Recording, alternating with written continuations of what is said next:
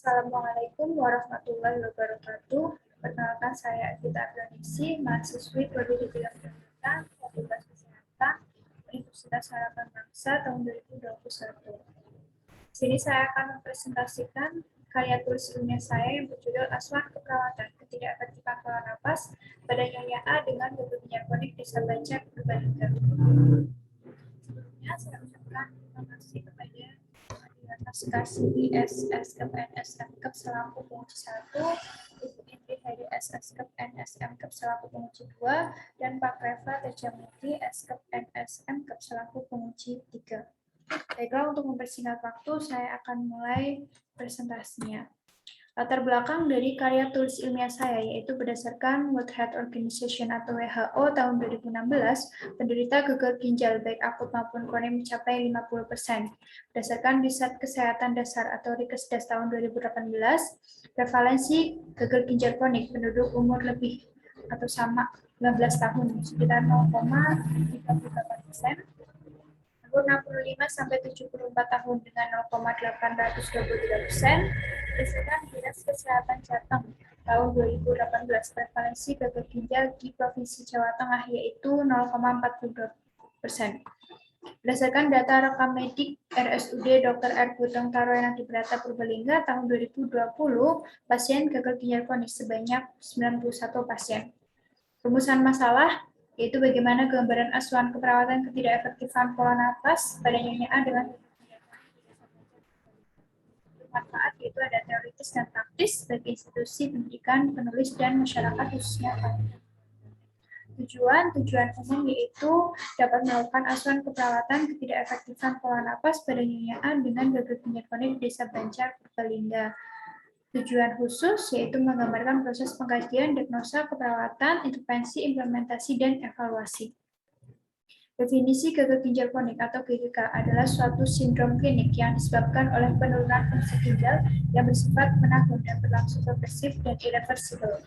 Proses keperawatan ada 5. Yang pertama adalah pengkajian, diagnosis keperawatan, intervensi, implementasi, dan evaluasi. Metode studi kasus. Rancangan studi kasus dalam studi kasus ini adalah studi kasus untuk mengabarkan asuhan keperawatan gagal ginjal kronik dengan masalah ketidakefektifan pola napas. Subjek studi kasus yaitu klien yang memiliki penyakit gagal ginjal kronik. Fokus studi adalah pemberian asuhan keperawatan pada pasien gagal ginjal kronik dengan ketidakefektifan pola napas. Untuk tempatnya di Desa Banjar Purbalingga dan waktunya tanggal 25 Januari 2021. Metode pengumpulan data, melakukan informed consent, wawancara, observasi dan pemeriksaan, kemudian studi dokumentasi. Penyajian data yang disajikan secara tekstural, yaitu data hasil penelitian disajikan dalam bentuk uraian kalimat. Hasil pengkajian, identitas klien, nama klien, Nyonya A, alamat rumah di Desa Banjar Purbalingga, umur 59 tahun, berjenis kelamin perempuan, suku Jawa, bangsa Indonesia, beragama Islam, tidak bekerja, pendidikan terakhir SMP, diagnosa medis klien CKD. Keluhan utama, klien mengatakan sesak napas. Riwayat penyakit sekarang, tanggal 25 Januari 2021, Nyonya A mengeluh sesak napas sampai tidak bisa tidur dan gelisah. Nyonya A mengatakan akhir-akhir ini mudah sekali sesak napas, hanya untuk berjalan keluar dari kamar mandi ke kamar saja merasa lelah dan menjadi sesak napas. Untuk bicara saja menjadi mudah lelah dan menjadi sesak napas. Nyonya A mengatakan seminggu 2 kali ke rumah sakit. Nyonya A mengatakan memiliki riwayat penyakit gagal ginjal dan berlangsung di darah pada saat pertama kali opnam pada tahun 2018. Riwayat penyakit dahulu, yaitu darah tinggi, diabetes mellitus, gagal ginjal, sampai sekarang, pembengkakan jantung, dan asam lambung. Riwayat penyakit keluarga, yaitu diabetes. Observasi dan pemeriksaan, vital sign, tekanan darah 150/90 mFHg, suhu 36,7 derajat Celcius, nadi 83 kali per menit, RR 29 kali per menit. Pemeriksaan head to toe, bentuk kepala mesosepal, tidak ada luka dan lesi, rambut beruban tidak merata dan tidak ada kelainan, penghidup normal, tidak ada sekret dan tidak ada tarikan cuping hidung, pendengaran normal dan tidak ada sekret atau cairan maupun darah, mukosa terlihat lembab dan terdapat gigi yang berlubang. Jantung pada Organ jantung, nadi teraba lemah dengan irama teratur, denyutan 83 kali per menit. Hasil inspeksi dada berbentuk simetris, terdapat pembesaran jantung. Tidak ada memar atau lesi, palpasi arteri karotis teraba, denyutan teraba lemah, ictus cordis tidak teraba. Pada saat diperkusi terdengar peka, auskultasi bunyi jantung 1 lebih terdengar dari bunyi jantung 2 dan tidak ada bunyi jantung tambahan. Genitalia tidak terpasang alat bantu kateter dan tidak terdapat kelainan.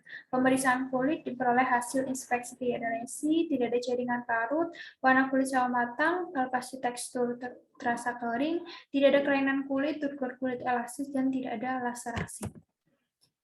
Untuk penglihatan menggunakan alat bantu kacamata, sukleraan ikterik, konjungtiva anemis, pupil bulat, terdapat refleks cahaya dan tidak terdapat kelainan.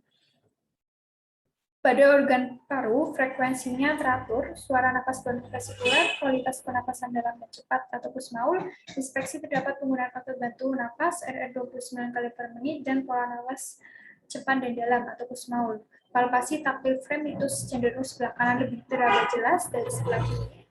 Palpasi terdengar bunyi sonor dan auskultasi tidak terdapat bunyi napas tambahan. Inspeksi abdomen asites dan palpasi tidak terdapat nyeri tekan, perlu ditekan keras, terdapat distensi abdomen, tidak terdapat benjolan, dan terdapat penumpukan cairan. Pada ekstremitas, akral teraba dingin, capillary refill time kurang dari 2 detik, terdapat udim pada ekstremitas bawah, titik udim lebih dari 2 detik, dan kedalaman udim tidak terkaji. Pengkajian pola Gordon, pola nutrisi, nafsu makan berkurang, saat ini terasa mual dan muntah, hanya bisa makan 2-3 sendok makan, minum sehari 2 gelas sehari, itu pun minum teh hangat. Makanan kesukaan tidak tergaji. Pola eliminasi BAK kurang lebih 2-3 kali sehari, yaitu pagi sehari pada pagi hari dan sore hari saat mau mandi dan berbau obat. Pola istirahat dan tidur, pada malam hari kurang lebih tidur 4 jam. Kalau untuk siang hari kurang lebih 1 jam, lebih banyak tiduran. Pola aktivitas dan latihan, mandi, pola persepsi dan pemeliharaan kesehatan. Kalian mengatakan selalu melakukan pemeriksaan yang dianjurkan dari rumah sakit, selalu melakukan cuci darah sesuai anjuran dokter 2 kali seminggu dan teratur minum obat. Pola reproduksi seksual, klien seorang janda sudah 5 tahun menstruasi pertama kali pada saat SMP umur 13 tahun, sekarang sudah tidak mengalami menstruasi lagi, siklus menstruasi tidak terkaji, riwayat KB tidak terkaji. Pola persepsi dan kognitif, sudah mengetahui penyakitnya, namun belum tahu banyak tentang penyakitnya lebih dalam seperti penyebab, komplikasi, untuk makanan tidak ada yang dihindari. Pola penanggulangan stres, status emosi perasaan klien saat pengkajian merasa gelisah dengan kondisinya yang sesak napas. Yang dapat membuat klien tenang adalah pemberian tindakan oksigen. Pola pertahanan, klien mengatakan sering merasa kesepian karena tinggal sendirian di rumah. Jadi kalau merasa bosan, klien keluar naik bus trans keliling. Untuk program terapi, yaitu amlodipin 10 mg 1 kali sehari, aminorol 3 kali sehari, asam folat 1 mg 3 kali sehari, terapi hemodialisis 2 kali sehari. Analisis data fokus DS, kalian mengatakan sesak napas, hanya untuk berjalan keluar dari kamar mandi ke kamar saja merasa lelah dan menjadi sesak napas, untuk bicara saja mudah lelah dan menjadi sesak napas. Untuk DO, klien terlihat pola napasnya dalam dan cepat atau kusmaul RR 29 kali per menit. Klien terlihat bernapas dengan otot bantu pernapasan. Problem ketidakefektifan pola napas, etiologi keletihan.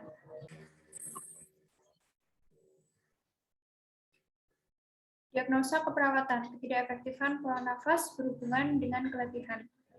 Untuk intervensi yaitu tujuan dan kriteria hasil, indikator frekuensi pernapasan dari skala awal defisiensi cukup berat, diharapkan skala akhir defisiensi ringan dari kisaran normal. Kedalaman inspirasi, awal defisiensi cukup berat, diharapkan skala akhir defisiensi ringan dari kisaran normal. Irama bernafas, skala awal defisiensi cukup berat, diharapkan skala akhir defisiensi ringan dari kisaran normal. Penggunaan otot bantu nafas, skala awal defisiensi sedang, diharapkan skala akhir defisiensi ringan dari kisaran normal. Sesak nafas, skala awal defisiensi cukup berat, diharapkan skala akhir defisiensi ringan dari kisaran normal. Intervensi, manajemen jalan nafas, terapi oksigen, monitor pernapasan, dukungan ventilasi. Implementasi di hari pertama yaitu pemeriksaan tanda-tanda vital, memposisikan klien Fowler, memberikan terapi oksigen sesuai program terapi, mengauskultasi suara tambahan, dan mengajarkan klien mengenai penggunaan perangkat oksigen. Pada hari kedua yaitu monitor vital sign, mempertahankan posisi semi-Fowler, memberikan oksigen tambahan sesuai terapi program, dan mengajarkan teknik non-farmakologis.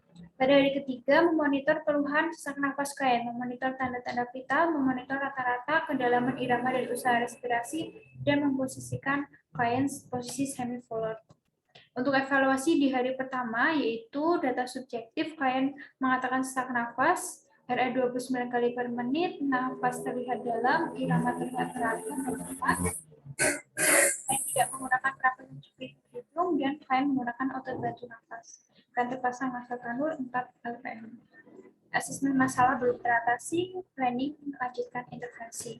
Pada evaluasi hari kedua, yaitu subjek klien mengatakan sesak nafas sudah mulai berkurang, RR 25 kali per menit, klien terlihat lebih nyaman, kemudian klien terlihat melakukan dengan baik teknik nafas dalam yang dianjurkan.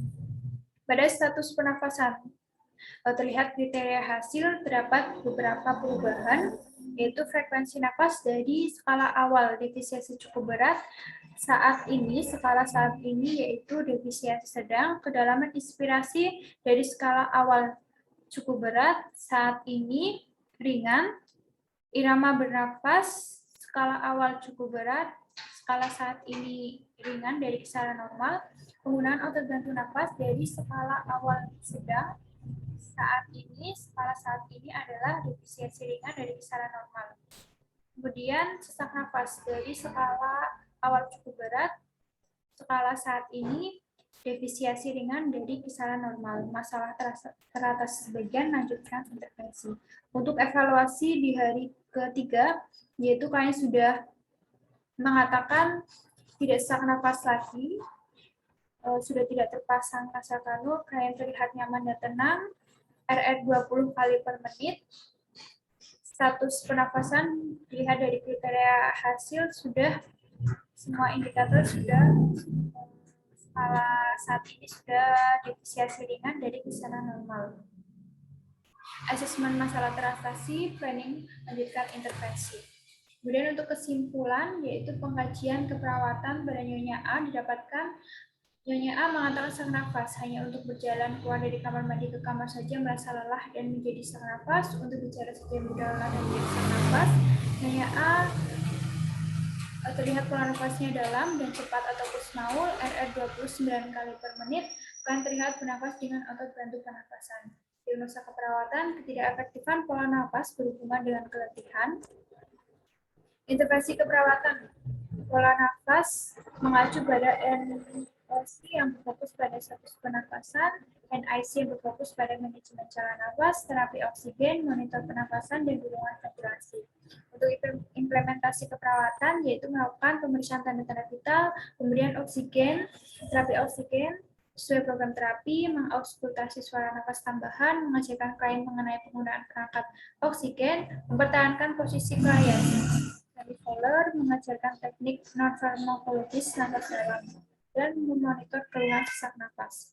Untuk saran, dalam asuhan keperawatan yang sudah penulis lakukan terhadap Nyonya A dengan diagnosa ketidakefektifan pola nafas berhubungan dan keletihan, penulis ingin menyampaikan beberapa saran yang kiranya dapat menjadikan masukan yang baik untuk penulis. Diharapkan dari Universitas Harapan Bangsa ke depannya akan ada yang melanjutkan penelitian ini karena pentingnya asuhan keperawatan pada klien gagal ginjal kronik. Diharapkan penelitian ini bermanfaat untuk perkembangan ilmu keperawatan dan diharapkan agar lebih banyak penelitian terhadap pentingnya asuhan keperawatan pada klien gagal ginjal kronis karena masih sedikit yang meneliti tentang ketidakefektifan pola nafas. Sekian presentasi dari saya. Apabila terdapat salah penyampaian dalam penyampaian, saya mohon maaf yang sebesar-besarnya. Wassalamualaikum warahmatullahi wabarakatuh.